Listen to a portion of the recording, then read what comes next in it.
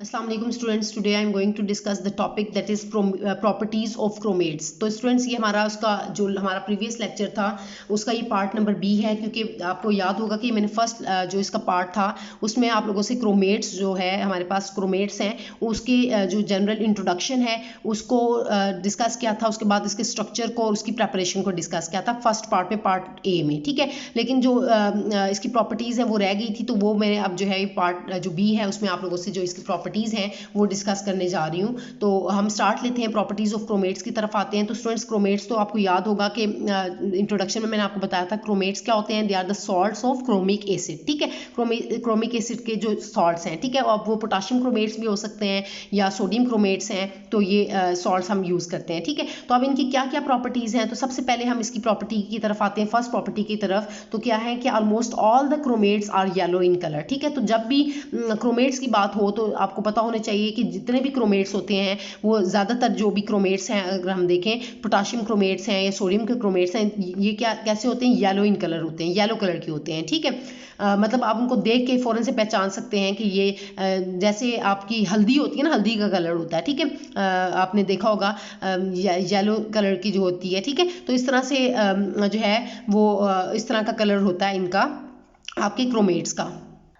अब सेकंड जो है स्टूडेंट्स, इसकी प्रॉपर्टी की तरफ आए तो वो क्या है कि some of them are use as pigments. अब ये तो आप कह सकते हैं कि ये इसकी यूज़ है कि इनको हम पिगमेंट्स के तौर पर जो है वो यूज़ करते हैं। फॉर एग्जांपल हम एग्जांपल ले लेते हैं इनसॉल्युबल लेड क्रोमेट की, ठीक है। इनसॉल्युबल है, सॉल्युबल नहीं होता, और इसका फॉर्मूला क्या है, PbCrO4 लेड क्रोमेट। यहाँ पर आपने देखें कि पोटाशियम या सोडियम को हटा के लेड डाल दिया तो ये लेड क्रोमेट है, ये भी क्रोमेट्स हैं, ठीक है।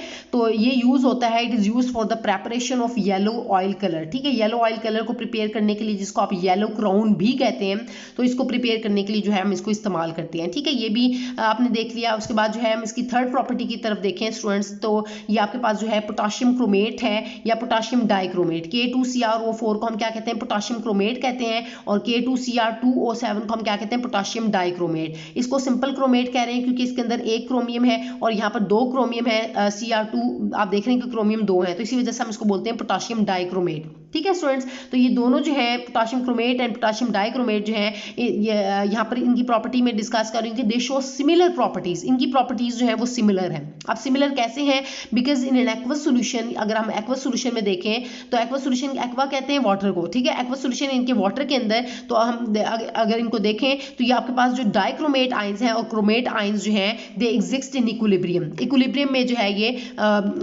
एग्जिस्ट करेंगे। कैसे इक्विलिब्रियम में होंगे, देखें ये होप्स हो कि स्टूडेंट्स आपको ये एक इक्वेशन जो है वो नजर आ रही है। इसमें जो CrO4 है, CrO4 2 नेगेटिव, ये आपके पास क्रोमेट आइन है, ठीक है। और ये 2H पॉजिटिव, ये क्या रिप्रेजेंट कर रहा है कि आपने इसका रिएक्शन करवाया हुआ एसिड के साथ, ठीक है। इसका मतलब क्या है कि H पॉजिटिव क्या होता है, बेसिकली कोई भी स्पीशीज जो आपको प्रोटॉन देती है उसको आप क्या कहते हैं कि वो क्या है, एसिड है, ठीक है। और जो भी आपको हाइड्रोक्सिल आइन देती है, OH नेगेटिव आइन देती है, आप उसको क्या कहते हैं, बेस है, ठीक है। तो यहाँ पर बात ये हो रही है कि जब भी आप आपने देखा इस इक्वेशन में कि ये जो क्रोमेट्स हैं ये किस में कन्वर्ट हो रहे हैं, डाइक्रोमेट्स में। Cr2O7 2 नेगेटिव, ये क्या है, डाइक्रोमेट। तो यहाँ पर मैं सिंपल यहाँ पर लिख देती हूँ कि ये क्या है, आपके पास क्रोमेट आइन है, ये आपके पास क्या है, क्रोमेट आइन है, और ये क्या है आपके पास, डाइक्रोमेट आइन है। ये क्या है, डाइक्रोमेट। और आइन क्यों कह रही हूँ, क्योंकि इसके ऊपर चार्ज है ना, नेगेटिव चार्ज है, 2 नेगेटिव चार्ज है, यहाँ पर भी 2 नेगेटिव चार्ज है, तो ये आइन है, ये क्रोमेट आइन है,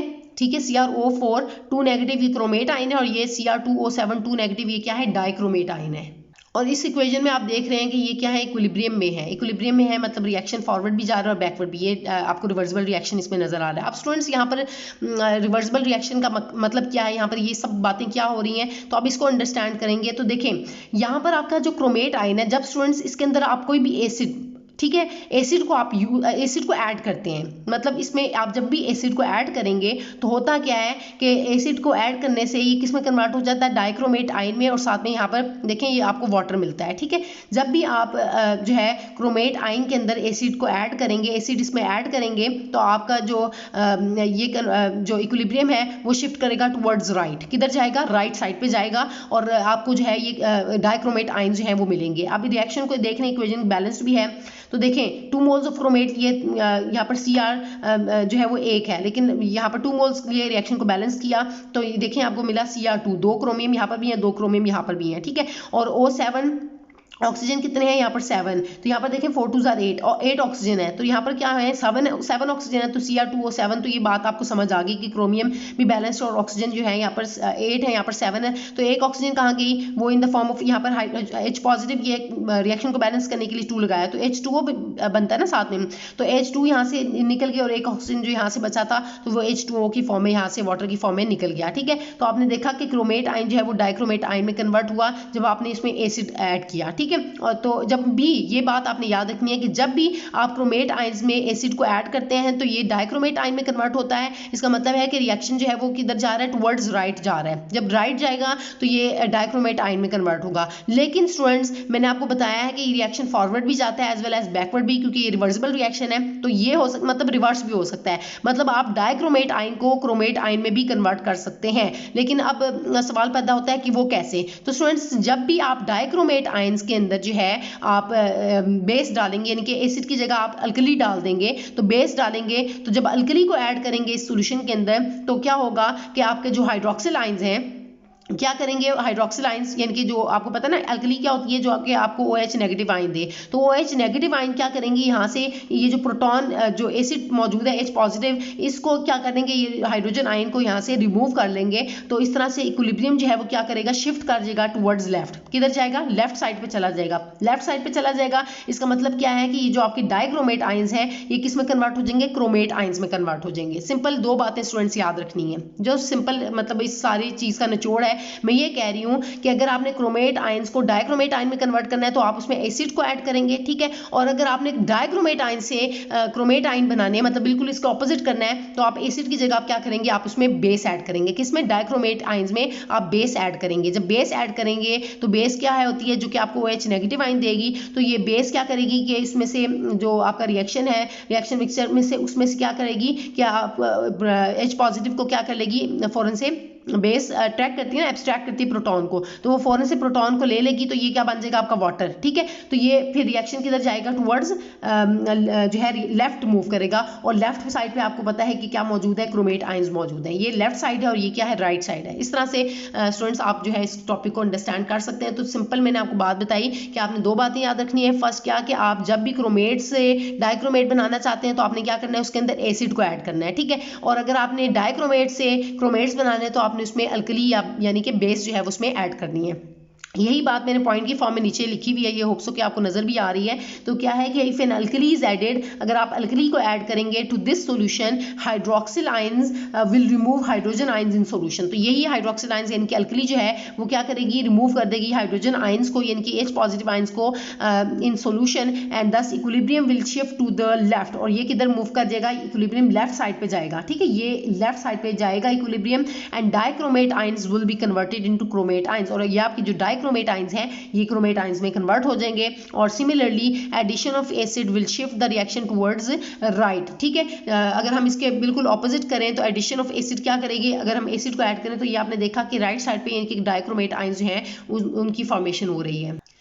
और देखा कि इक्विलिब्रियम किधर मूव कर रहा है, towards right, and dichromate ions जो हैं विल बी फॉर्म। ठीक है, तो ये स्टूडेंट्स आप लोगों से जो है मैंने इनकी प्रॉपर्टीज जो आज डिस्कस की हैं, तो होप्स हो कि स्टूडेंट्स ये जितनी भी प्रॉपर्टीज़ मैंने आप लोगों से डिस्कस की हैं, प्रॉपर्टीज़ क्रोमेट्स की, होप्स हो कि आपको सब पॉइंट्स जो है वो क्लियर हो गए हैं। और आज के लेक्चर से रिलेटेड स्टूडेंट्स अगर आपके माइंड में स्टिल कोई भी कन्फ्यूजन है तो वो आप मुझसे कमेंट्स में पूछ सकते हैं। और इसकी ये जो मेन प्रॉपर्टी है ये बहुत ही ज़्यादा इंपॉर्टेंट प्रॉपर्टी है, ये आप लोगों ने अच्छे तरीके से इसको याद रखना है। और स्टूडेंट्स आप लोगों ने ये भी देखना है, जब ये जाहिर सी बात है कि जब हम चीज़ को अंडरस्टैंड कर रहे होते हैं तो कोशिश क्या कर रहे हैं कि उनको जब आपने सही तरह से माइंड में बिठाने के लिए, तो जब आपको लैब वर्क करवाया जाता है, लैब में लेकर जाया जाता है, तो वहाँ पर आप ज़रूर जाइएगा और वहाँ पर देखना, आप लोगों ने देखना है कि जो आपके पोटाशियम क्रोमेट्स हैं तो वो उनको अगर आप देखें तो जो पोटाशियम क्रोमेट या जो भी क्रोमेट्स हैं आपके, वो ज़्यादातर आपको जो है वो येलो कलर के आपको नज़र आएंगे। ठीक है, ऑलमोस्ट जितने भी क्रोमेट्स हैं वो आपको येलो कलर के जो है वो नज़र आएंगे। तो ये इस तरह से आप लोग जो है उसको अच्छे तरीके से अंडरस्टैंड कर सकते हैं। ठीक है, तो होप्स हो कि स्टूडेंट्स आज का जो लेक्चर है वो आपको क्लियर हो गया। और आज के लेक्चर से रिलेटेड अगर आपके माइंड में स्टिल कोई भी कंफ्यूजन है तो वो आप मुझसे कमेंट्स में पूछ सकते हैं। Thank you so much students.